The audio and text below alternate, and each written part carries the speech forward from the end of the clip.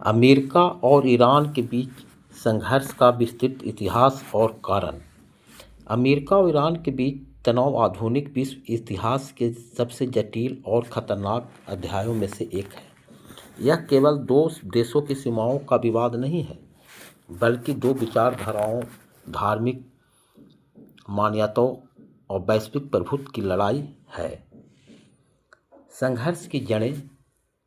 Iran और America के बीच हमेशा से दुश्मनी नहीं थी।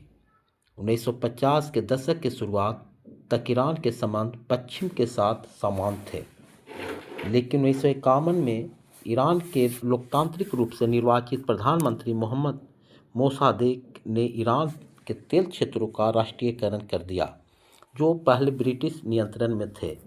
ब्रिटेन के अनुरोध पर अमेरिकी खुफिया एजेंसी CIA ने 1953 में एक गुप्त अभियान ऑपरेशन एजक्स चलाया, मोसादेक की सरकार को गिरा दिया। इसके बाद अमेरिका ने शाह मोहम्मद रजा पहलवी को पूर्ण शक्ति सौंपी। शाह ने ईरान का आधुनिकीकरण तो किया, लेकिन उनका शासन दमनकारी था। ईरानी जनता के मन में यह बात घर कर गई, उनका राजा अमेरिका की एक कठपुतली है।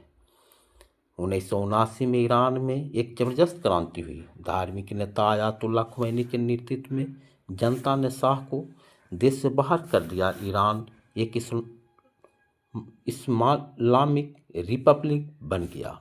उसी वर्ष नवंबर में ईरानी छात्रों ने तेहरान में अमेरिकी दूतावास पर धावा बोल दिया।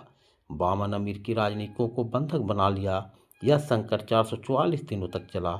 इस घटना ने अमेरिकी जनता और सरकार के मन में ईरान के प्रति नफरत भर दी। अमेरिका ने ईरान के साथ सभी कूटनीतिक संबंध तोड़ लिए, जो आज तक बहाल नहीं हुए। क्रांति के तुरंत बाद इराक के तानाशाह सद्दाम हुसैन ने ईरान पर हमला कर दिया।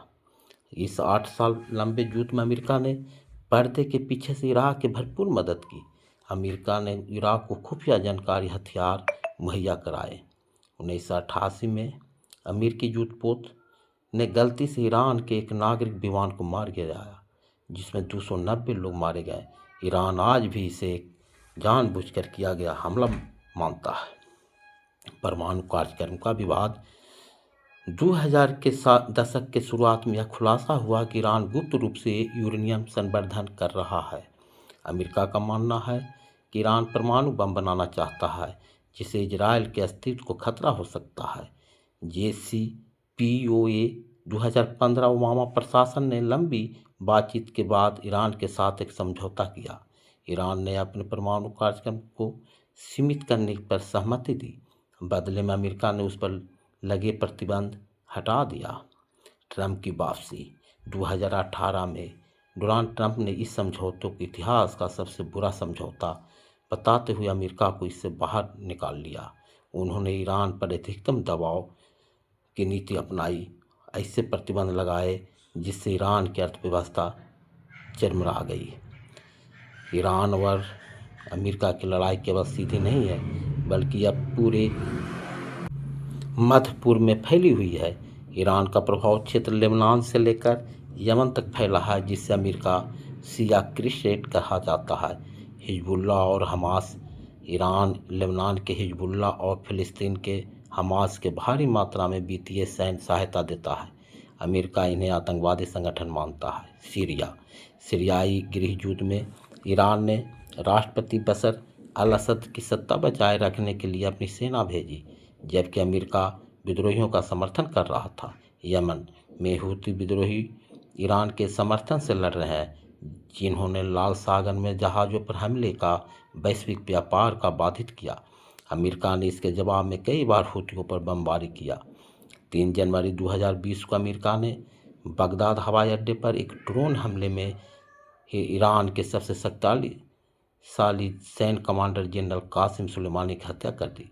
सुलेमानी ईरान की एक कुद्स फोर्स के प्रमुख थे और उन्होंने ईरान में सर्वोच्च नेता के बाद सबसे प्रभावशाली व्यक्ति माना जाता था। ईरान ने इसके जवाब में इराक में अमेरिकी सैन्य ठिकानों पर दर्जनों बैलिस्टिक मिसाइलें दागी। यह वह समय था जब दुनिया को लगा कि अब सीधा पूर्ण स्तर का युद्ध शुरू हो जाएगा। ईरान भौगोलिक रूप से एक बहुत महत्वपूर्ण स्थान पर स्थित है। दुनिया का लगभग 20% कच्चा तेल स्ट्रेट ऑफ हार्मुज की जल संधि से गुजरता है। जब भी अमेरिका ईरान पर कड़े प्रतिबंध लगाता है, ईरान इस रास्ते को बंद करने की धमकी देता है। यदि यह रास्ता बंद होता है तो पूरी दुनिया में तेल की कीमतें आसमान छूने लगेगी और वैश्विक मंदी आ सकती है। साइबर युद्ध मैदान के साथ साथ यह लड़ाई इंटरनेट पर भी लड़ी जा रही है। 2010 में नामक एक कंप्यूटर वायरस ने ईरान के परमाणु संयंत्रों को भारी नुकसान पहुंचाया था, जिसके पीछे अमेरिका और इजराइल का हाथ माना जाता है।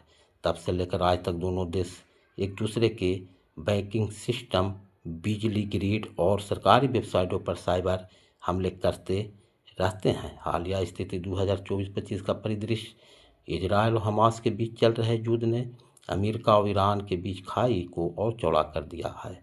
अमेरिका का आरोप है कि ईरान ने 7 अक्टूबर के हमलों के लिए हमास को उकसाया और हथियार दिए। वही ईरान का कहना है कि अमेरिका इजराइल के नरसंहार को खुली छूट दे रहा है। अप्रैल 2024 में ईरान ने पहली बार अपनी धरती से इजराइल पर सीधा ही मिसाइल हमला किया, जिससे तनाव अपने चरम पर पहुंच गया। क्या समाधान संभव है? ईरान अमेरिका के बीच सुलह के रास्ते भी 3 बड़ी बाधाएं हैं। अविश्वास 1953-1979 की घटनाओं के बाद दोनों देशों के बीच भरोसे को भारी कमी है। इजराइल का फैक्टर अमेरिका इजराइल की सुरक्षा के साथ समझौता नहीं कर सकता और ईरान इजराइल को मान्यता देने को तैयार नहीं है। आंतरिक राजनीति दोनों देशों के घरेलू राजनीति में कट्टर रुख अपनाना नेताओं के लिए फायदेमंद होता है। अमेरिका में रिपब्लिकन पार्टी ईरान के प्रति बहुत सख्त है, वही ईरान के भीतर भी कट्टरपंथी गुट अमेरिका से बातचीत के खिलाफ रहते हैं। अमेरिका और ईरान के बीच संघर्ष केवल 2 सरकारों के बीच की लड़ाई नहीं है, बल्कि यह क्षेत्र के भविष्य को तय करने वाला महासंग्राम है। अमेरिका चाहता है कि ईरान एक समान देश की तरह व्यवहार करे और अपनी परमाणु क्षेत्रीय महत्वाकांक्षाएं छोड़ दे। दूसरी ओर ईरान खुद को एक महान सभ्यता क्षेत्र की मुख्य शक्ति के रूप में देखता है, जो किसी भी बाहरी शक्ति को, विशेषकर अमेरिका के सामने झुकने को तैयार नहीं है। जब तक ये दोनों देश एक दूसरे का अस्तित्व और सुरक्षा चिंताओं को सम्मान नहीं करेंगे, तब तक यह शीत युद्ध किसी भी समय एक भयानक महायुद्ध में बदल सकता है। क्या आप चाहते हैं कि इस संघर्ष के किसी विशेष हिस्से, जैसे ईरान की अर्थव्यवस्था पर प्रतिबंध का असर या इजराइल ईरान प्रॉक्सी वार पर और अधिक पर जोर दिया जाएगा?